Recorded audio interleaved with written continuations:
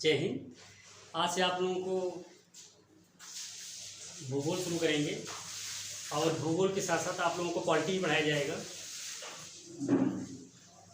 और आज से आप लोगों को भूगोल पढ़ाएंगे।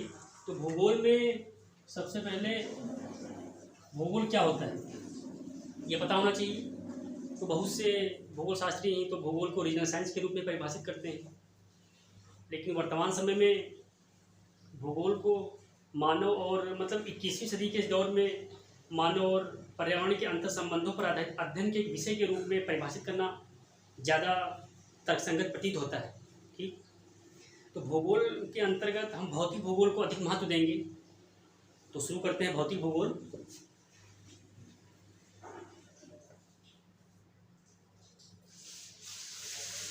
भौतिक भूगोल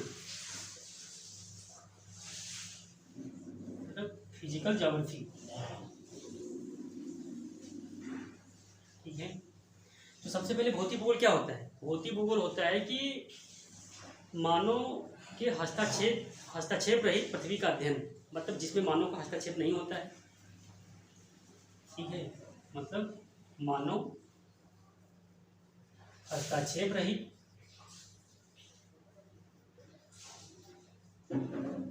पृथ्वी का अध्ययन।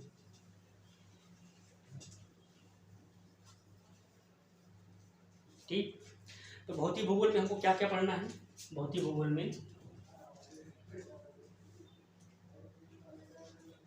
जियोमॉर्फोलॉजी,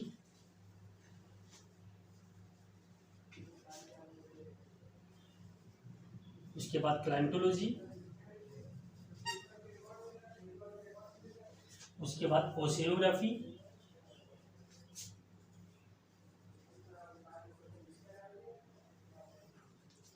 उसके बाद बायोज्योग्राफी,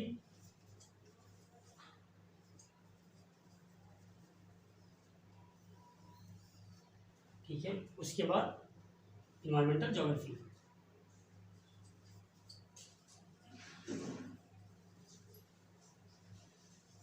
ठीक, तो इसको हिंदी में भूआकृति विज्ञान,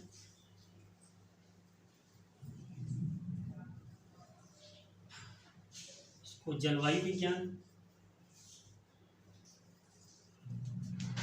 इसको समुद्र विज्ञान,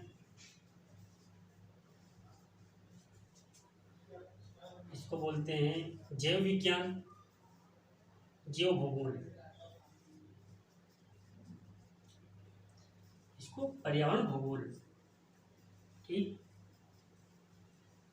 ये शुरू करेंगे। तो जीएस के पॉइंट ऑफ व्यू से ये जो 5 टॉपिक दिए हुए हैं ये ज़्यादा महत्वपूर्ण हो जाते हैं।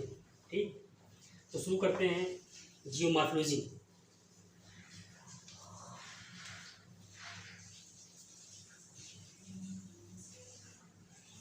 ठीक है, तो आप लोगों को 2 शब्द समझने होंगे, एक होता है जियोलॉजी, ठीक, एक होता है जियोमॉर्फोलॉजी। तो जियोलॉजी और क्या होता है जियोमॉर्फोलॉजी।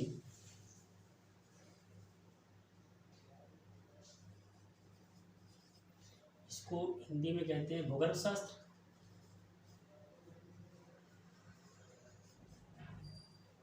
इसको कहते हैं भूआकृति विज्ञान।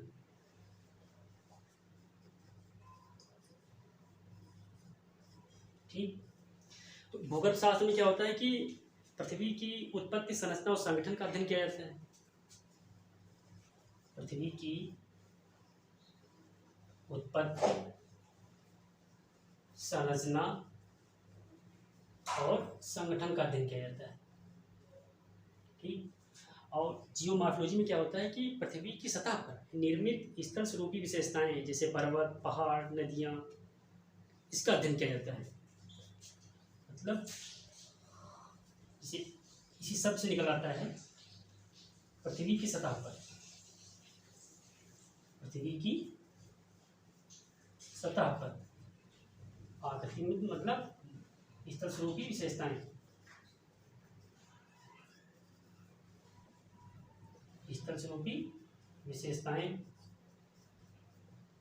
ठीक, विज्ञान मीन्स स्थल स्वरूपी विशेषताओं का तार्किक और वैज्ञानिक अध्ययन।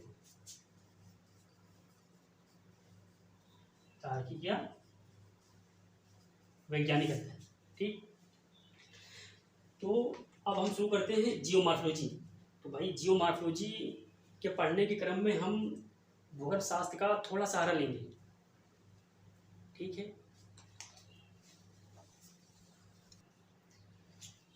तो भूआकृति विज्ञान,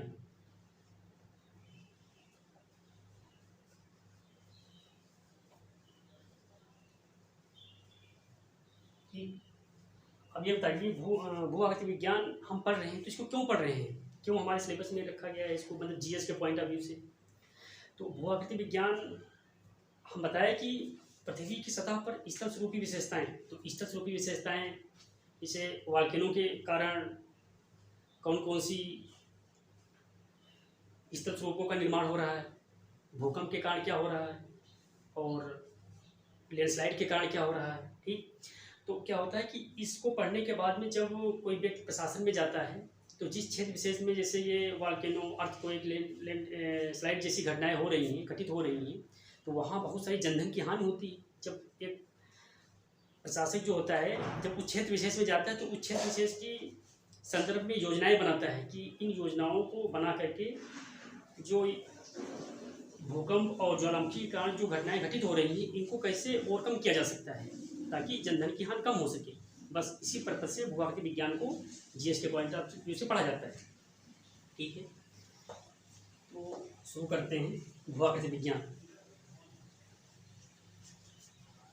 तो बताया कि स्थल स्वरूपी विशेषताओं, स्थल स्वरूपी विशेषताओं की उत्पत्ति कैसे होती है।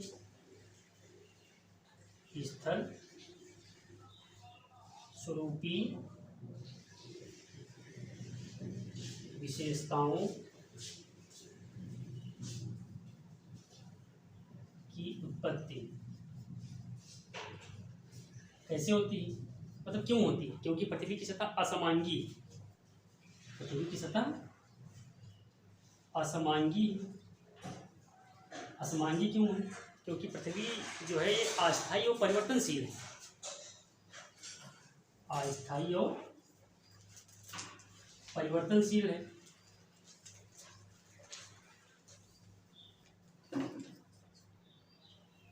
अस्थायी और परिवर्तनशील है। यदि पृथ्वी की सतह अस्थायी और परिवर्तनशील ना होती तो हमको जियोमॉर्फोलॉजी की पढ़ने की आवश्यकता नहीं होती, क्योंकि अध्ययन हमेशा परिवर्तनशील चीज़ों का किया जाता है। ठीक है, तो पृथ्वी की सतह अस्थायी और परिवर्तनशील है तो इसका क्या कारण है कि पृथ्वी की सतह अस्थायी और परिवर्तनशील है। कारण इसका है भू संचलन, भू संचलन।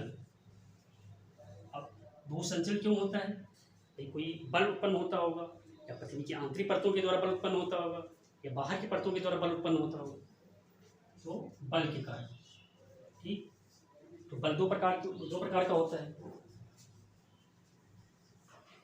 जो पृथ्वी की आंतरिक परतों के द्वारा बल उत्पन्न होता है उसको अंतर्जात बल,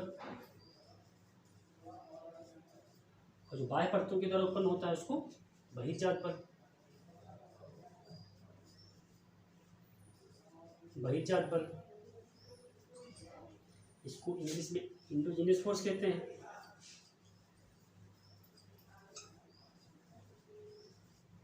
इसको एक्सोजेनेटिक फोर्स कहते हैं। ओके, तो अब अंतर्जात बल का अध्ययन करने के लिए हमको आंतरिक परतों के बारे में पता होना चाहिए, तब तो हम समझ पाएंगे कि बल कैसे उत्पन्न हो रहा है। ठीक, तो अंतर्जात बल का अध्ययन करने से पहले सबसे पहले पृथ्वी की आंतरिक संरचना के बारे में थोड़ा पता होना चाहिए। तो पृथ्वी की आंतरिक संरचना को कितने भागों में सीमांकित किया गया है, 3 भागों में। 3 भागों में सीमांकित किया गया है, 1, 2, 3। ठीक है,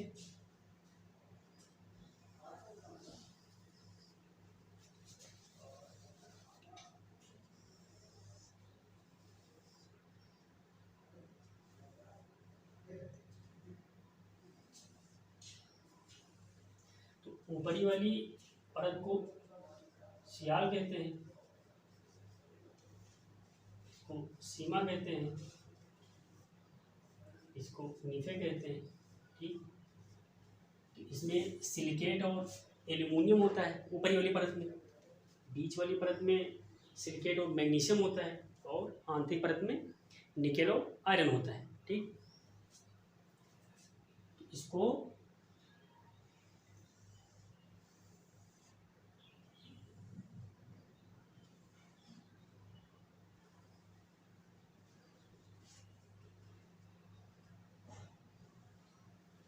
ठीक, इसको बोल देते हैं स्थल मंडल, और इसको बोल देते हैं दुर्बल मंडल, इसको बोल देते हैं मध्य मंडल, और इसको केंद्र मंडल।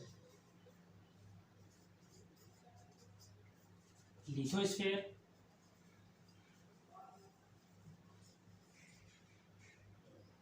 स्टेनोस्फीयर,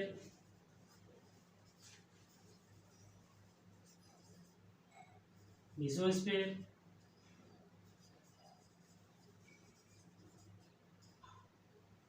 बेयरस्फीयर। ठीक, अब क्या होता है, इसको क्रस्ट मेंटल कोर में 3 भागों में डिवाइड किया जाता है।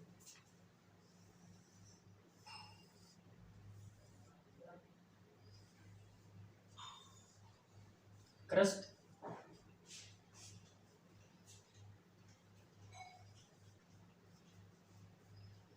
Mantle core. ठीक, अब आपसे कोई पूछेगा कि स्थल मंडल किसको कहते हैं, तो सामान्य बोलचाल की भाषा में लोग बोल देते हैं कि पृथ्वी की ऊपरी परत को जो होती है उसको स्थल मंडल कहते हैं। लेकिन अगर भूगोल की भाषा में बोलना है कि स्थल मंडल किसको कहते हैं, स्थल मंडल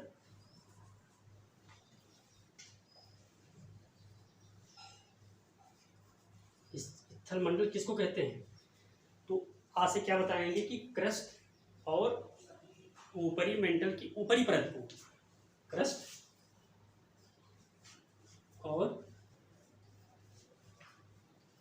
ऊपरी मेंटल की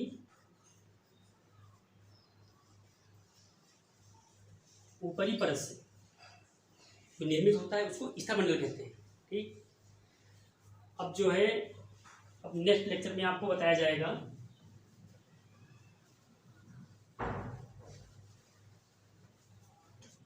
इसके आगे का पार्ट आपको नेक्स्ट लेक्चर में समझाया जाएगा। तब तक के लिए आप लोगों का धन्यवाद।